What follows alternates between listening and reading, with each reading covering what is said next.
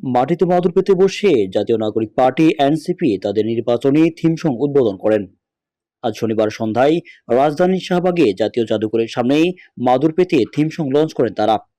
Theme সংটি উদ্বোধন করেন জাতীয় নাগরিক পার্টি এনসিপির মুখপাত্র আসিফ মোহাম্মদ সজীব ভুঁইয়া ও দলটির নির্বাচন পরিচালনা কমিটি।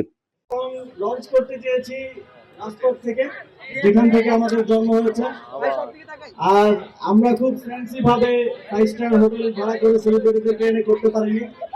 আমরা মনে করছি এখানে সমাজের বিভিন্ন শ্রেণী পেশার মানুষজন যারা আছেন, আমাদের আমাদের হরিজন তফসিলি সম্প্রদায়ের মানুষজন আছেন, এবং আমরা তাদের রিপ্রেজেন্ট করে আমরা তাদেরকে সাথে নিয়ে আমাদের থিম সংটা লঞ্চ করতে চেয়েছি।